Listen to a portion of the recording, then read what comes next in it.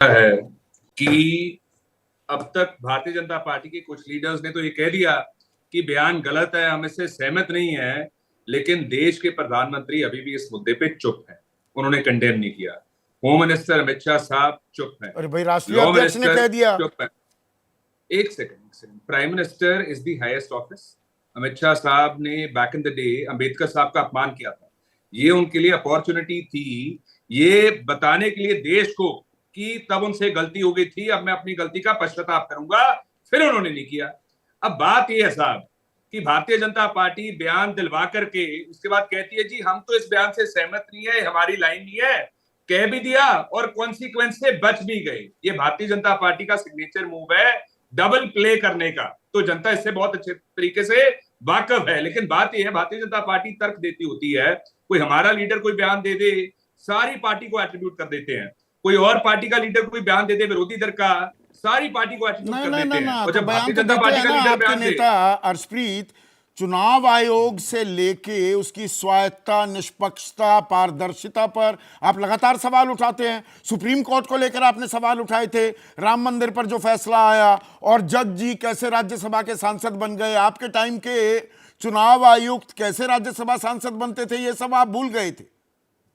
तो ये तो आप करते आए हैं। तो आज अगर बीजेपी सवाल उठा रही है कुछ संवैधानिक संस्थाओं पर, तो दिक्कत क्या है?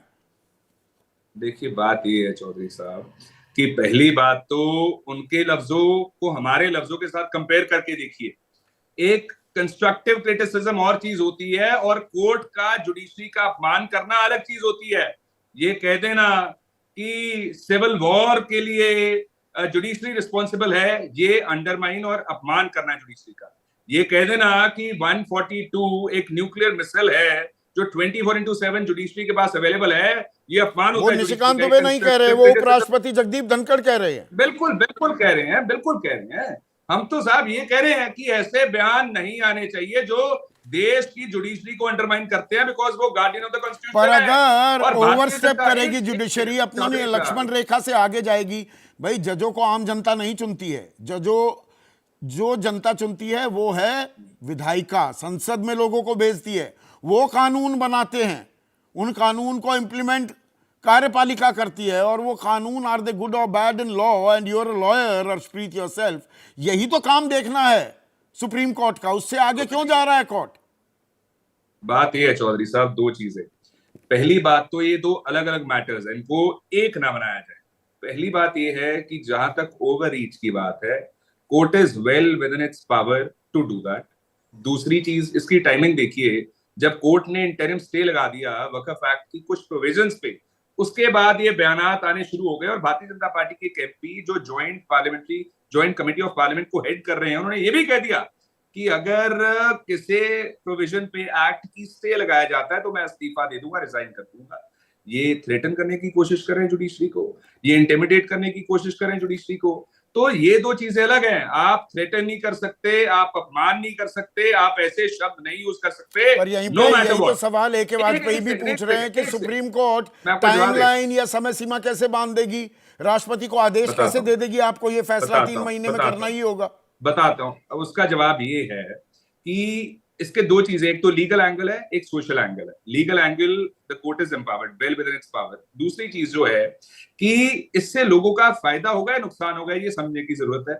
अब पहले क्या होता था, बिल भेज दिया जाता था, सरकार जो इलेक्ट की गई है लोगों के द्वारा, of the people, for the people, by the people. उसके बाद बिल लटका रहता था, डिले पे डिले होता था, वो मतलब कि ना आगे जाता था ना पीछे जाता था, वहां पे स्टेलमेट पे खड़ा रहता था। अब जो टाइमलाइन है, यस और नो होगा और आगे बढ़ सकेंगे, प्रोग्रेस हो पाएगी। तो इसमें दिक्कत क्या है? दिक्कत ये है कि भारतीय जनता पार्टी की आदत रही है अपमान करने की। अब हमारी डिमांड ये है, एक तो जो दुबे साहब हैं उनके खिलाफ सख्त कार्रवाई हो, FIR दर्ज होनी चाहिए। वो तो सुप्रीम कोर्ट खुद भी संज्ञान ले सकता है। वकीलों ने तो अवमानना का नोटिस दे दिया है, उसमें अटॉर्नी जनरल की इजाजत भी चाहिएगी। सुप्रीम कोर्ट खुद संज्ञान लेकर भेज सकता है। 6 महीने की सजा है। बात यह है, कुछ भारतीय जनता पार्टी के लीडर्स कह रहे हैं ना बयान गलत है, कुछ कह रहे हैं ना कंडेम करते हैं, तो पार्टी मेंबरशिप से बर्खास्त क्यों नहीं किया? इस चीज का जवाब दे।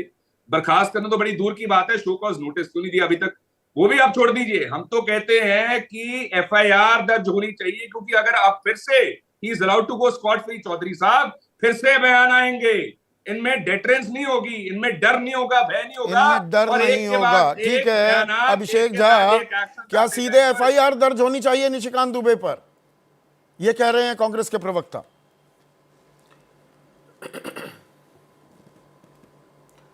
हाँ, कांग्रेस के लोगों का नज़रिया तो ऐसा ही होगा, इसमें कोई बड़ी बात नहीं है। बहरहाल ये जो मुद्दा है काफ़ी सेंसिटिव मुद्दा है संदीप जी। देश में हम न्यायपालिका को बहुत ऊपर मानते हैं और हम सब लोगों ने हमेशा कहा है कि न्यायालय की तरफ से कोई भी फैसला जब आता है तो सर्वोपरि होता है, सर्वमान्य होता है, सब लोग इसका सम्मान करते हैं। अब देखिए ना, लोकतंत्र ने हमको अभिव्यक्ति की आज़ादी दी है और हमने कई डिबेट्स किए हैं जिनमें कई बयानों को लेकर चर्चा होती है कि किसने सही किसने गलत बयान दिया। अब अभिव्यक्ति की आज़ादी का मतलब ये नहीं होता है कि हम सीमा को लांघ कर बयान दें। और दूसरा सबसे बड़ा सवाल यह है कि जो भी लोग संवैधानिक पद पर बैठे होते हैं उनको उसकी गरिमा को बनाए रखना पड़ता है। लोग उनके बयानों को सुनते हैं, धमका रहे हैं ना सीधा। और निशिकांत ऐसी दुबे परिस्थिति में अगर बिना सोचा समझे, मैं सुन नहीं पाया संदीप जी। धमका रहे हैं ना सुप्रीम कोर्ट को, मुख्य न्यायाधीश को, निशिकांत दुबे। नहीं गलत नहीं भाई, कोर्ट को धमकाने की हैसियत किसकी हो सकती है? धमकाने तो साहब ये धमकी भरा उनके लहजा बयान नहीं को है, जिस तो तरह क्या से है आप लोगों ने चलाया ये कोई है और जिस विनती तरह से की उन्होंने जा बयान रही दिया है या ये कोई बात ऐसे ही, कोई रेफरेंस टू कॉन्टेक्स्ट नहीं, कोई ऐसा जबान फिसली नहीं, सोच ये समझ एक आरोप कर लगाने खुद का बेहद प्रमोट गलत कर रहे तरीका हैं इन है। बयानों को। ये आरोप लगाने का संदीप जी ये आरोप लगाने का बेहद गलत तरीका है। अब समझना यह है कि वक्फ संशोधन बिल पेश होता है, सदन के अंदर पास होता है, बहस होती है, उसके बाद भी यदि किसी पक्ष को दिक्कत है तो हम कोर्ट जा सकते हैं। कोर्ट में भी दोनों पक्षों की बातों को सुना जाता है, अंततोगत्वा फैसला किया जाता है। अगर फैसले से हम सहमत नहीं होते हैं तो फिर हम और बड़े कोर्ट में, मतलब और ऊंचे कोर्ट में हम इसको लेकर आवेदन करते हैं और वकील अध्यक्ष फिर का बहस करते ट्वीट हैं। के जरिए लेकिन सिर्फ कहीं ये भी कह देना असहमति कि के ये बीच में उनके व्यक्तिगत निजी बयान है, क्या मामला खत्म हो जाता है या हो जाना चाहिए? कोई शो कॉज नोटिस नहीं, कुछ नहीं। ये लोकतंत्र की सेहत का सवाल है ना, मैं गलत तो नहीं कह रहा हूं। इसी पर तो हमारा लोकतंत्र टिका हुआ है ना, इन तीन बाजुओं पर। संदीप जी, आप कुछ भी गलत नहीं कह रहे हैं। लोकतंत्र के तीन मजबूत स्तंभ, कार्यपालिका, न्यायपालिका और विधायिका, और उसके साथ हम ये मानते हैं चौथे स्तंभ के रूप में आप सभी लोग हैं जो सबको आईना दिखाने का काम करते हैं। वो आईना आप अभी दिखा रहे हैं। इसके दो पहलुओं को समझना बेहद जरूरी है। एक, निशिकांत दुबे जी एक आम इंसान नहीं है, वो भारतीय जनता पार्टी के 4 बार चुने हुए सांसद हैं। तो होता यह है कि जब किसी पार्टी के कोई नुमाइंदे होते हैं और बयान देते हैं तो उसको पार्टी से जोड़कर देखा जाता है।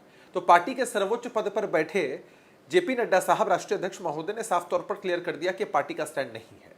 अब उनका निजी बयान है, अब निजी बयान है तो हम सब लोगों ने कंडेम किया है। और कहीं भी कंटेम्प्ट ऑफ कोर्ट का मसला अगर बनता है, जो कार्रवाई होगी, बहुत सारे अहम बिल जो इस सरकार ने पेश किए हैं, अभिषेक झा, उस पर बहस की शुरुआत लोकसभा में निशिकांत दुबे करते हुए पाए गए हैं। ये छोटे मोटे कोई सांसद है कोने में कहीं हाशिए पर पड़ा हुआ है, उसका बयान आ गया, ऐसा नहीं। He is been a prominent speaker from the ruling side in the Lok Sabha. Sandeep ji, मैं फिर वही बात समझाने की कोशिश करूंगा आपको और दर्शकों को एक बार, कि एक पहलू आप ये देख रहे हैं कि भारतीय जनता पार्टी के बहुत मजबूत और बहुत सम्मानित सांसद हैं, और दूसरा पहलू कि वो एक व्यक्ति भी हैं। पार्टी ने पूरी तरीके से किनारा ऐसी विचारधारा, ऐसे बयानों से किया है। हम सब करते हैं, विरोध करने का अपना एक तरीका हो सकता है, बात रखने की एक शैली हो सकती है, लेकिन इस तरह आप डायरेक्ट न्यायालय पर, सुप्रीम कोर्ट पर, नहीं, ये तो सीधा एक नया अध्याय जुड़ गया है ना राजनीति का। अब ये हिंदू मुसलमान धर्म युद्ध, गृह युद्ध, धर्म युद्ध की बात इस देश में नहीं हुई थी। धर्म युद्ध, और वो भी चीफ जस्टिस करवा रहे हैं या निशिकांत दुबे करवाने की फिराक में दिख रहे हैं? यही बचा था बस। अब संदीप जी, ये सब बहुत दुर्भाग्यपूर्ण है। दुर्भाग्यपूर्ण है कि इस तरह की चीज़ें आती हैं और संसदीय मर्यादाओं को तार तार तो पहले किया गया है। हमने कई बार इन दृश्यों को देखा और उसके बाद सर्वोच्च न्यायालय पर ऐसी टिप्पणी अति दुर्भाग्यपूर्ण है। आपने देखा है कई बार कई ऐसे फैसले हुए हैं सुप्रीम कोर्ट से जिससे हमारे कुछ लोगों को इत्तेफाक नहीं रहता है। विपक्ष के भी साथियों ने कई बार विरोध किया है, लेकिन इस तरह की शैली का समर्थन कोई भी नहीं कर सकता है, हम भी नहीं कर सकते, खुद और भारतीय जनता जिस पार्टी भी नहीं कर तरफ रही है। जिस हालात और में आगे हम जो हैं अवितरित हर स्थिति बात होगी, पर कार्रवाई एक होगी, सेकंड वो तो एक मसला अभिषेक, है। अनुराग,